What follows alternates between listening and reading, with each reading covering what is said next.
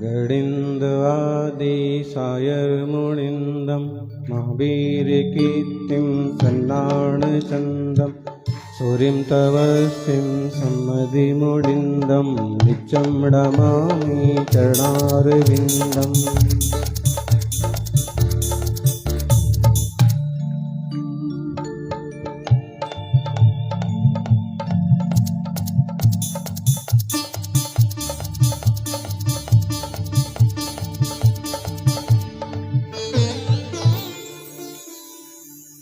जयकारा लगाएंगे।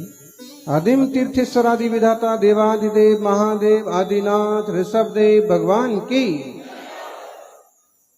जोर से बोलिए। इतना अच्छा उद्बोधन आपने कमलेश जी से सुना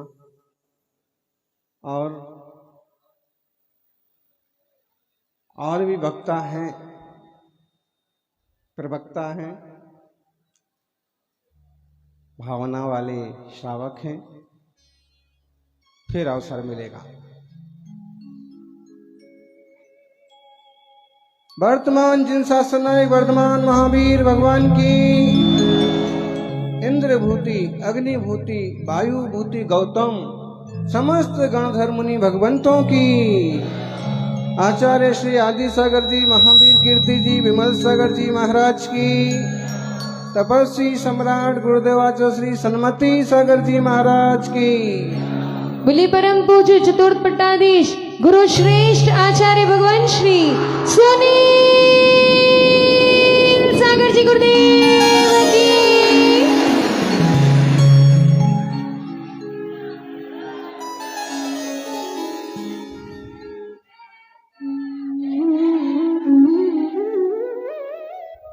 फूलों के बिना बाग महकता नहीं, फूलों के बिना बाग महकता नहीं और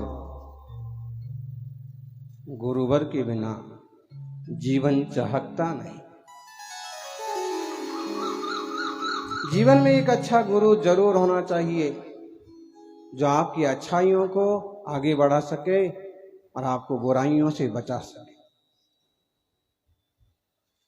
गुरु वो नहीं देते हैं आपको जो आप मांगते हैं, गुरु वो देते हैं आपको जो आपके लिए जरूरी होता है, उपयोगी होता है, कल्याणकारी होता है। गुरु कक्ष से नियंत्रण बना रहना चाहिए।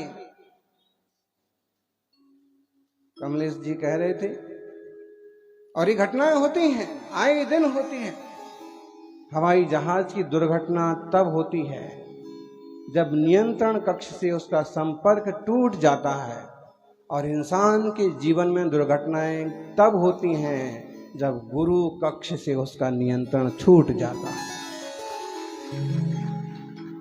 जो लोग गुरु वर से जुड़े हुए हैं, मुनिराजों से जुड़े हुए हैं, धर्म से जुड़े हुए हैं, देवशास्त्र गुरु के प्रीति है, वे अक्सर कर जिंदगी में भटकते नहीं हैं। कैसे भी मोड़ आ जाएं, कैसी भी विपरीत परिस्थितियां आ जाएं, फिर भी वो अपने आप को संभाल लेते हैं। विष्णु चौधरी बता रहे थे अपनी आत्महत्या करने वाली घटना, लेकिन तपस्वी सम्राट ने उनको कहा कि ये समझ लो कि तुम मर गए और आज से तुम्हारा नया जीवन है, वो हमारे लिए समर्पित कर दो। गुरु आपके माइंड को डाइवर्ट करते हैं। आपको केवल गाड़ी डाइवर्ट करना आती है और गुरुओं को जिंदगी भी डाइवर्ट करना आती है।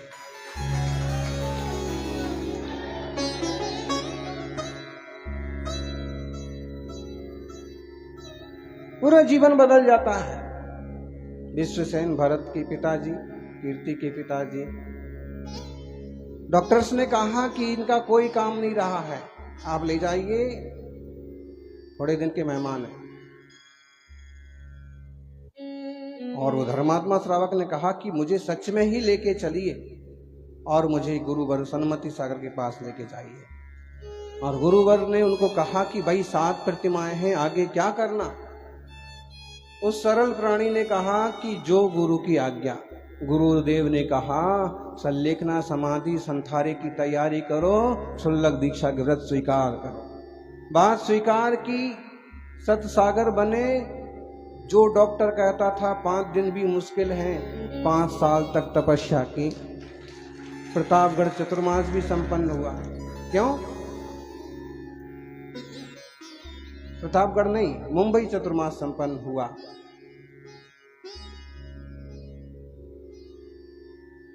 जरूरत है कि हम इस बात को स्वीकार करें।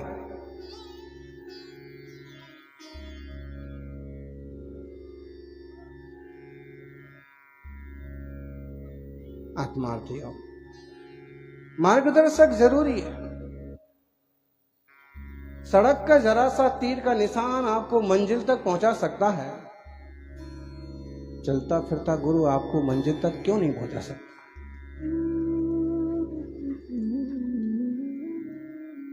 माना कि निमित्त है वो, लेकिन निमित्त की भी अपनी भूमिका होती है।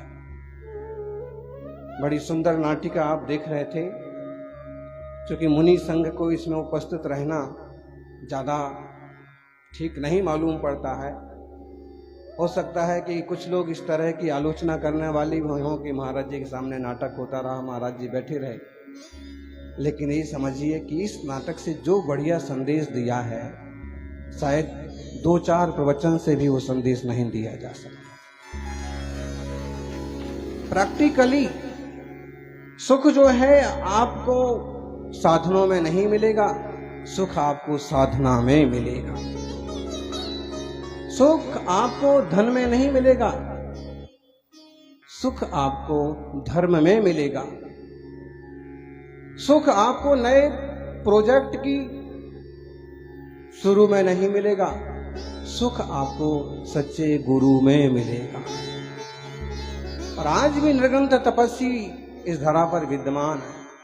जो वही परंपरा है, वर्धमान महावीर स्वामी के चरणों में गौतम गणधर आए, और अकेले गौतम गणधर नहीं आए, उनके साथ 500 शिष्य आए।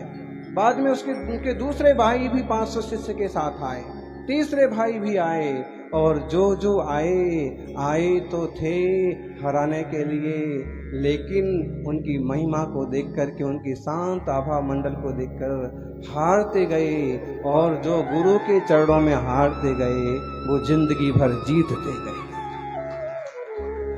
गुरु के चरणों में हार जाइए। आप कितने बड़े विद्वान हैं, कितने ज्ञानवान हैं, कितने बुद्धिमान हैं, गुरु चरणों में जाकर के आप ना कुछ हो जाइए। हम कुछ नहीं, जो है सो आप, जैसा आप कहें सो सही। सज्जनों,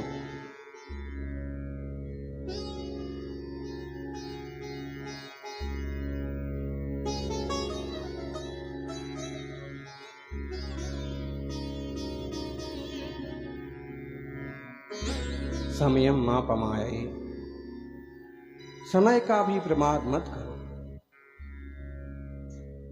गुरुजन का सानिध्य उपलब्ध है तो चरणों में बैठ करके जीवन के उन अनसुलझे रहस्यों को सुलझाओ जो गूगल पर नहीं सुलझते। बोले गूगल पर एक प्रश्न डालो तो 150 सॉल्यूशन आते हैं, और उन सॉल्यूशन को पढ़ते पढ़ते ही आंखें दुखने लगती हैं, दिमाग खराब हो जाता है।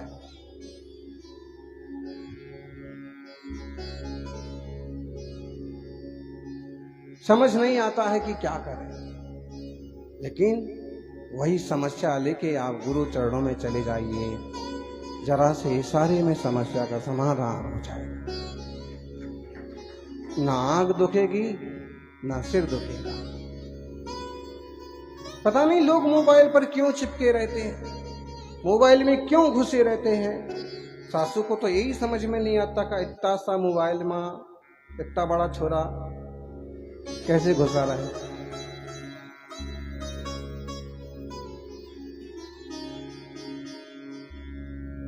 समझ में तो आता है, उसी पर लगे रहना, उसी पर डटे रहना का मतलब है उसमें घुसे रहना। निश्चित रूप से उसमें बेमतलब घुसे रहना सबसे बड़ी बेवकूफी है। अपने साथ, अपने स्वास्थ्य के साथ, अपने परिवार के साथ, रिश्तों के साथ अन्याय है। इसके कारण से कई बार रिश्ते तक टूट जाते हैं। इसलिए रिश्ता मोबाइल से नहीं बनाइए, रिश्ता गुरु से बनाइए, परिवार से बनाइए। जीवन में शांति होगी, सहजता होगी।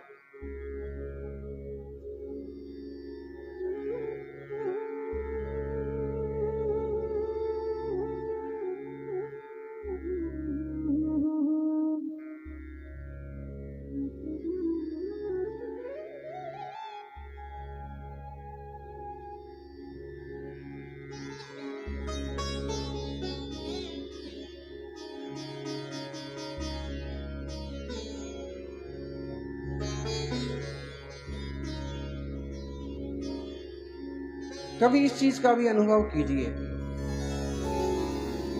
जब गुरु कुछ ना बोलते हों, कुछ ना करते हों, एकदम शांत बैठे हों, तो उस मुद्रा से भी उपदेश लेने की कोशिश कीजिए।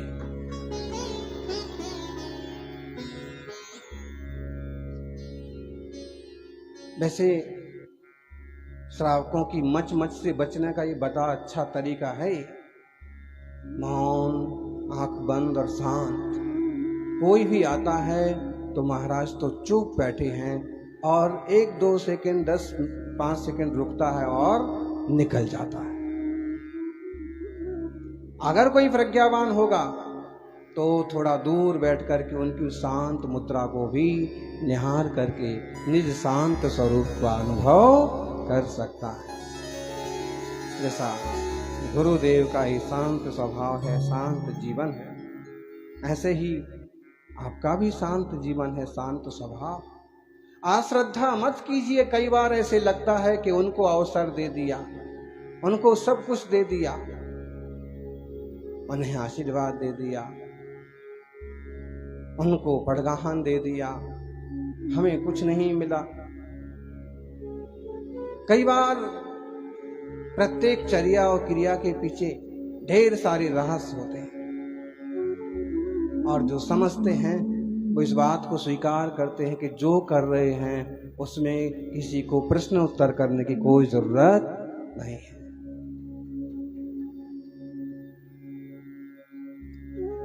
सम्राट चंद्रगुप्त जैन धर्म के बहुत बड़े राजा हुए हैं।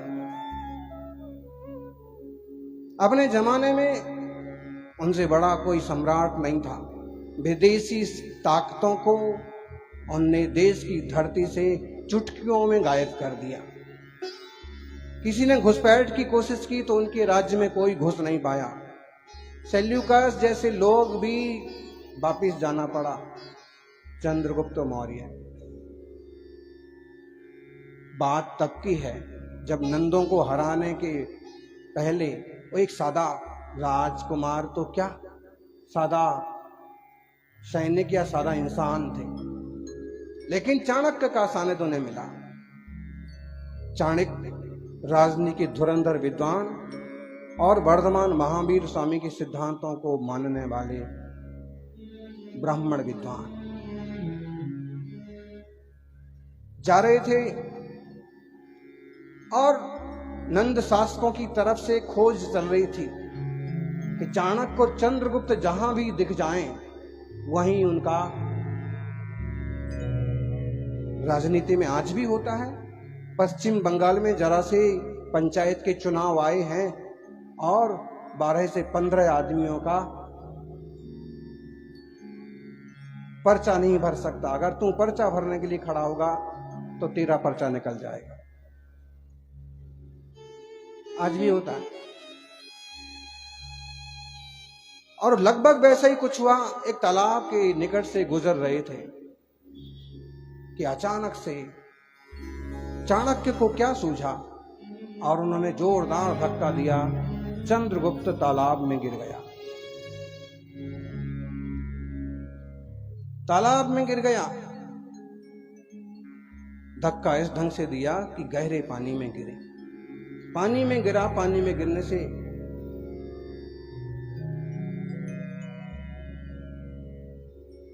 डूब गया।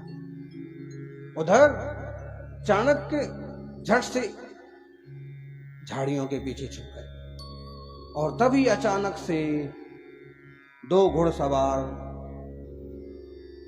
तलवार लेकर के झाड़ियों के पीछे से चाणक्य ने भी पहचान लिया कि नंद के लोग हैं। जरा सी गर्दन निकाल करके पानी के बाहर जरा सा झांक करके जाते हुए सैनिकों की वेशभूषा से चंद्रगुप्त ने भी पहचान लिया कि नंद के सैनिक हैं। और जब वो निकल चुके तो दोनों बाहर निकले।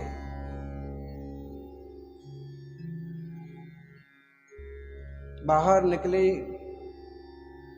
कपड़े सुधारे, सुखाए। आप कहोगे कि पानी में डूबने के बाद एकदम से पूरा नहीं डूब गए।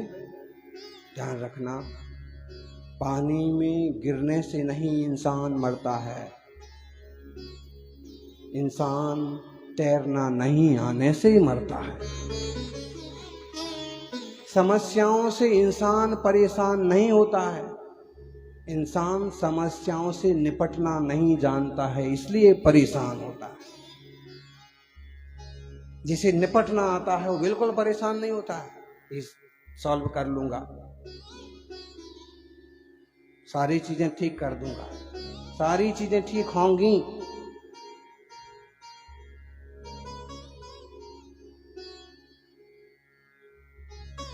बाहर निकले। चाणक्य ने पूछा, चंद्रगुप्त तुम्हें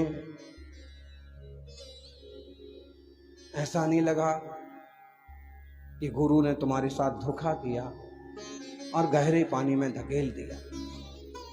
गहरे पानी में डूब करके कोई मर भी सकता है, और तुम्हें ऐसा नहीं लगा कि मैं तुम्हें मारना चाहता हूं?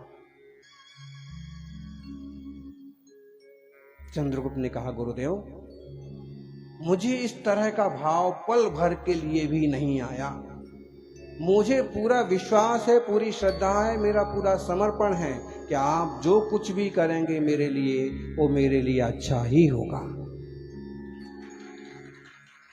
और आपको बता दें कि जिंदगी में तपस्वी सम्राट के चरणों में जाने के बाद हमने इस कहानी से बहुत बड़ी शिक्षा ली और हमेशा एक जहन में रहा कि गुरुवर जो कुछ भी करेंगे हमारे लिए वो अच्छा ही होगा। क्या अच्छा होगा वो आपकी आंखों के सामने है। मुझे पल भर को भी नहीं लगा, लेकिन गुरुदेव आप गजब है, मुझे जिस चीज की आहट भी नहीं आई वो उस चीज को आपने पहचान लिया इतनी दूर से। उन्होंने कहा कि आती हुई विपत्ति की गंध का हमेशा ध्यान रखना चाहिए।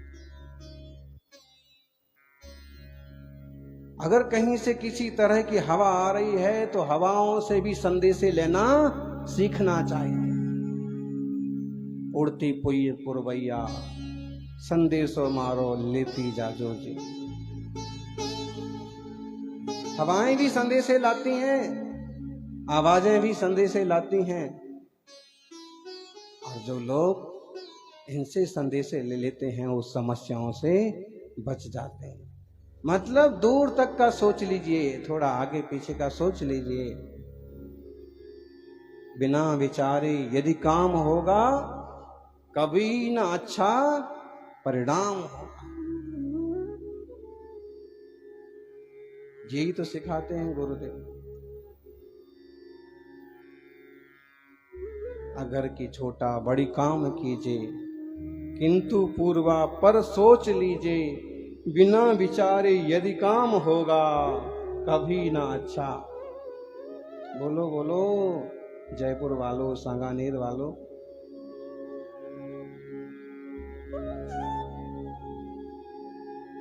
आपने जो कह दिया गुरुदेव,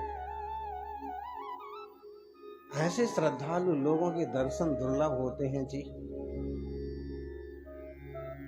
लेकिन तपस्वी सम्राट ने ऐसे ऐसे लोगों को चुन करके अपना सेनापति बनाया कि बस जो इतना ही बोलते हैं, जो आज्ञा गुरुदेव, आप जो कहो तो सही। और उसके परिणाम भी बहुत अच्छे निकलते हैं।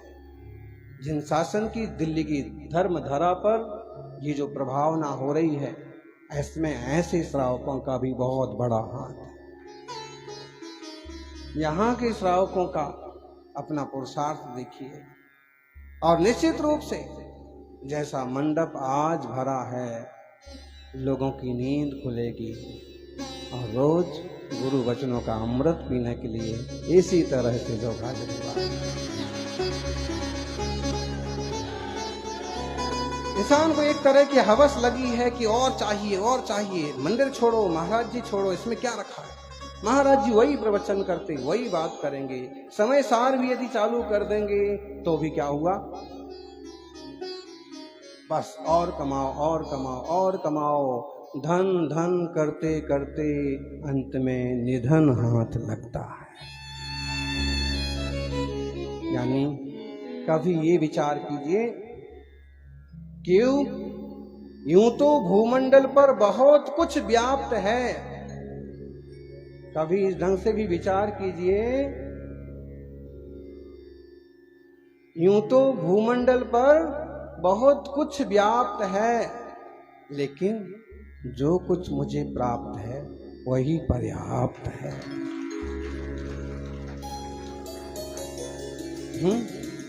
नाटक का अंतिम संदेश क्या था? बहुत अमीर होकर के भी वो दुखी है, बहुत फेमस होकर के भी वो दुखी है, बहुत बड़े लॉयर बन करके भी वो दुखी है, बहुत ज्यादा ऊंचे ऊंचे पदों पर रहने के बाद भी वो दुखी है। इसका मतलब है कि सारी चीजें मिल जाएं तो सुखी हो जाना कोई जरूरी नहीं है। दस साहब, सारी चीजें मिल जाएं तो सुखी हो जाना जरूरी नहीं है, लेकिन जीवन में एक धर्म ध्यान मिल जाए तो सुखी होने की गारंटी है। धर्म का टॉनिक बुद्धि को, विवेक को सही रास्ते पर लाता है। थोड़ा धैर्य रखिए, थोड़ा शांति रखिए।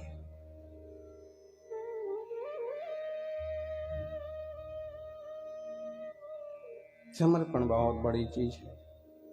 रत्न त्रय से विशुद्ध मुनि राजों की सेवा करना जीवन का सौभाग्य है। दर्शन करना सौभाग्य है, चरण छूना सौभाग्य है, और आचरण छू लिया जाए तो परम सौभाग्य है।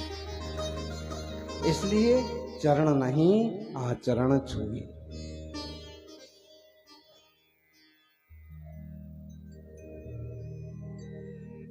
गुरु कितने अक्षर हैं इसमें? 2 व्यंजन हैं, 2 स्वर हैं। व्यंजन किस किस को पसंद है?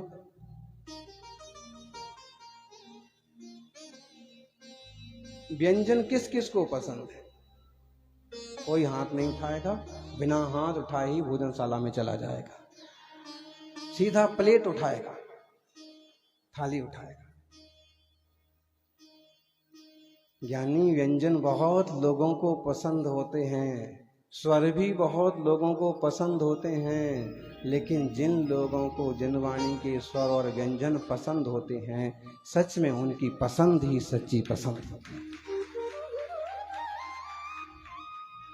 ऊंचे लोग ऊंची पसंद। बोलो बोलो जी चेयरमैन साहब, ऊंचे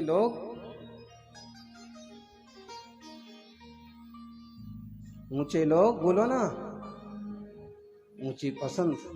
मतलब अंकली वाले क्या कह रहे हैं? माणिक चंद नहीं, ऊंचे लोग ऊंची पसंद, सच्चे गुरु और श्री जिनेंद्र चंद्र। सबसे बढ़िया ये बात है।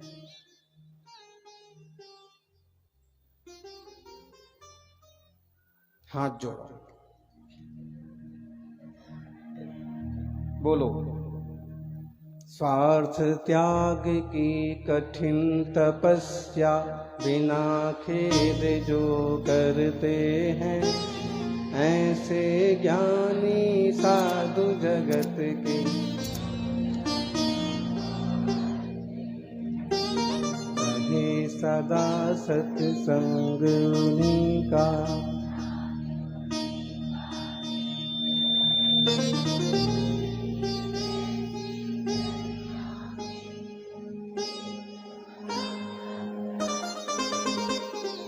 ऐसे गुरुजनों के प्रति हमेशा समर्पण रहे, ऐसी चर्यावान मुनिराजों के प्रति हमेशा प्रीति रहे, वात्सल्य रहे। कई बार हमें ऐसे लगता है कि महाराज जी अगर हमारा ख्याल ना रख पाए, हमारी भावना का सम्मान ना रख पाए, तो हमें ऐसे लगता है कि महाराज जी को आता ही क्या है। एक जगह की बात है, एक मुनिराज ने उन सज्जन को कहा कि जरा बैठ जाइए। वो महाराज जी को बोल पड़े, आप नहीं जानते हो हम कौन है। महाराज जी सरल स्वभावी चुप रह गए।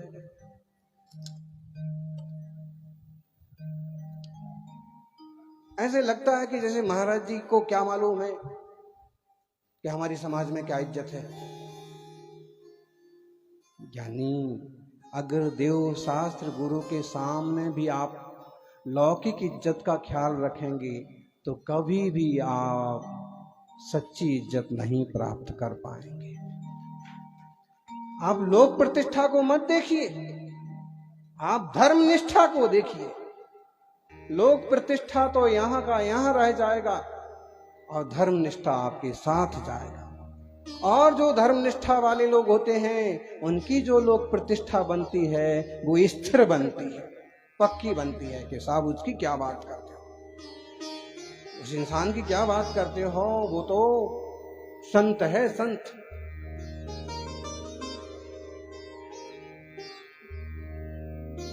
इसलिए लोक प्रसिद्धि के चक्कर में मत पड़िए।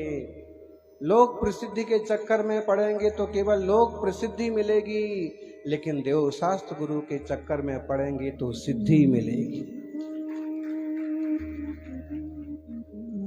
काय पाहिजे तुम्हाला?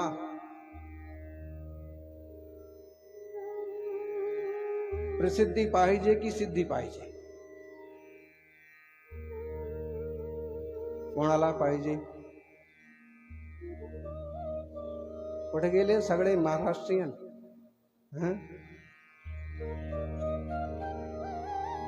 सिद्धी पाहिजे तर बघा आमचे सरीखे व्हायला। जर शक्य असेल तर इकडे या, तरच सिद्धी मिळेल। किंवा सत्संगती करा।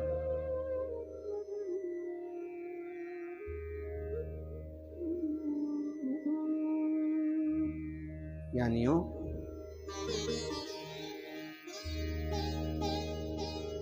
दो व्यंजन, दो स्वर, गा उ, रा उ, गु रु। और जिसके जीवन में गुरु नहीं उसका जीवन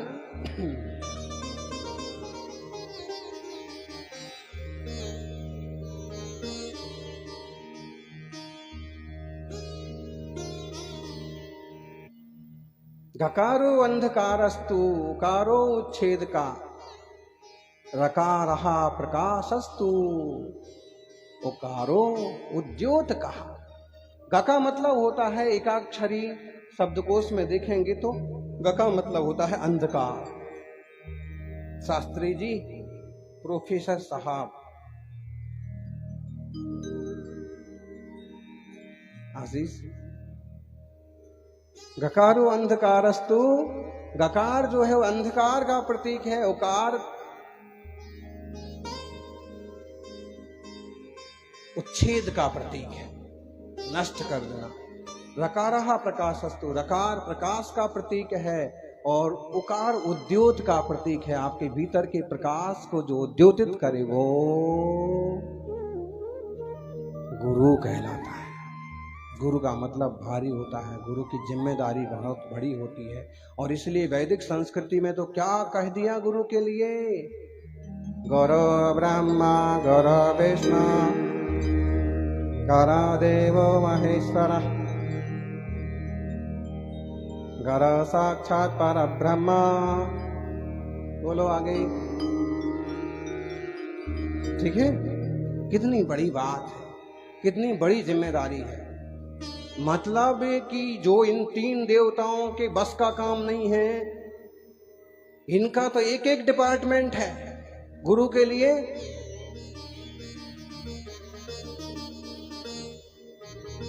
आपको ध्यान में आ रहा, गुरु ब्रह्मा है, गुरु ही विष्णु है, गुरु ही गुरु मात पिता गुरु बंधु सखा, तेरे चरणों में स्वामी मेरे कोटि प्रणाम।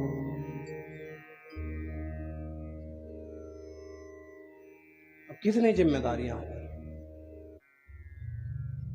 मतलब बहुत भारी है। गुरु सबसे भारी है, इसलिए सारी दुनिया उसकी आभारी है।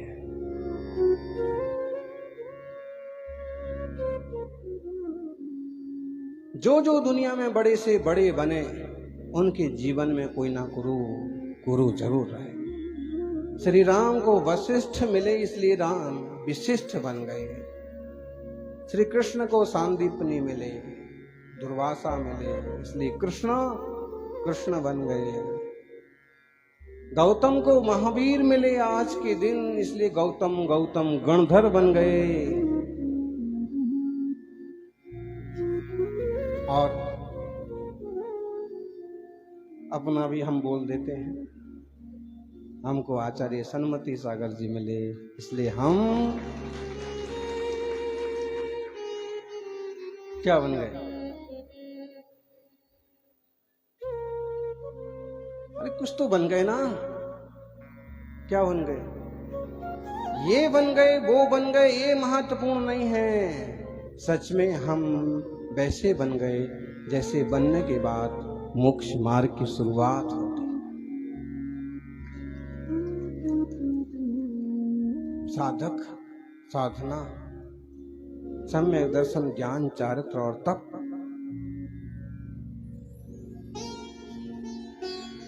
इसलिए कहते हैं ओ गुरुवर प्यारे अनंत गुणों वाले। निर्गुण तो है ही नहीं कोई भी वस्तु। कांगई जी, निर्गुण तो कोई वस्तु नहीं है।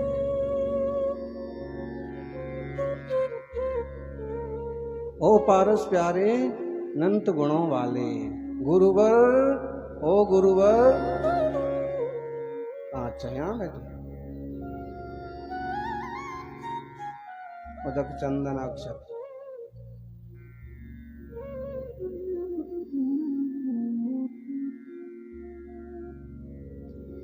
अनंत गुण वाले हैं, अनंत गुणों वाले। इस बात पर ध्यान रखिए, हमारी और दूसरों की सोच में, महावीर स्वामी की और दूसरों की सोच में खास अंतर यही है कि किसी ने हमें बनाया नहीं है, कोई हमारा कर्ता नहीं है। ये जरूर है कि तीर्थंकरों ने वो मार्ग बताया है कि जिस मार्ग पर चल के हमारा आत्मा भी परमात्मा बन सकता है। इसलिए हम भक्ति, पूजा, भजन, जाप करते हैं। गुरुओं का आभार इसलिए क्योंकि अखंड मंडलाकारं व्याप्तं येन चराचरं तत्पदर्शितं येन तस्मै श्री गुरुवे नमः। इसलिए हम वंदन करते हैं कि इस श्लोक पर विचार करें। अखंड मंडलाकारम, अखंड है, अंतिम शरीर प्रमाण है। चराचरम व्याप्तम का मतलब है जिनका ज्ञान दर्शन चराचर में व्याप्त है, और वही पद पाने का मार्ग जिन्होंने दिखाया है, उन गुरु के लिए हमारा आमचे नमस्कार असो।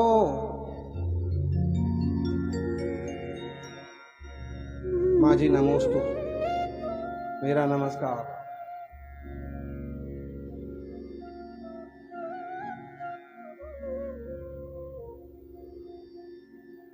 ऐसे मंगलमय देवशास्त्र गुरु की भक्ति आपके जीवन में बने।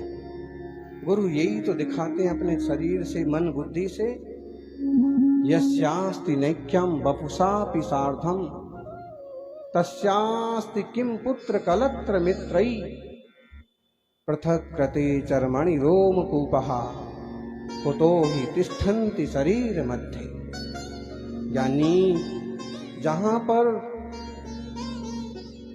शरीर से भी आत्मा का एक पना नहीं है, वहां पर स्त्री पुत्र कलत धन दौलत आदि इस आत्मा के कैसे हो सकते हैं।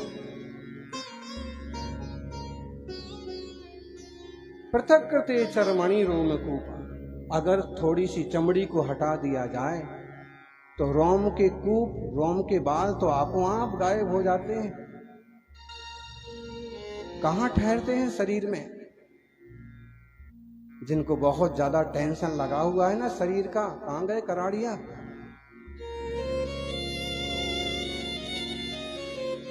जिनको शरीर का बहुत ज्यादा मोह लगा हुआ है कि कुछ बिगड़ ना जाए, कुछ हो ना जाए, ध्यान रखना एक ना एक दिन तो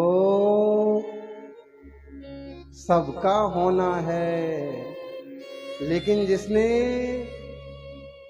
ना जाना उसका रोना है, और जिसने जान लिया उसका हंसना है, उसका भाव पार होना है। गुरु सानिध्य में इस बात को समझ लें कि जिस देह का आत्मा से भी एकता नहीं है, ऐसे शरीर का, ऐसे आत्मा का अन्य पदार्थों से एकत्व कैसे हो सकता है। और गुरु की मुद्रा यही दिखाती है, विरक्तता, भीतरागता।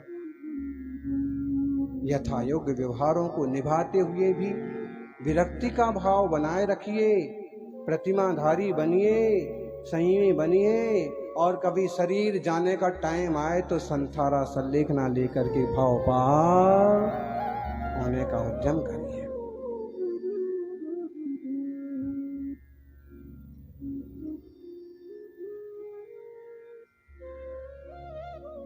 तन से जिसका ऐक्य नहीं है,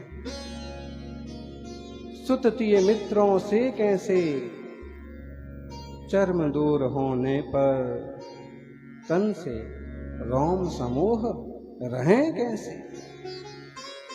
ऐसे स्वभाव को जानने के अभिमुख हों और सभी निज चैतन्य भगवान आत्मा को उपलब्ध हो, निज गुरु को पाएं। हमारी सेवा करते करते सिर्फ सेवक नहीं बन जाएं, सारथी बने बने केवल सारथी ना बने। एक दिन सेवा करते करते, गुरु की सेवा करते करते आप भी गुरु बने। यही मंगल भावना। जय बोलिए 24 तीर्थंकर भगवान की।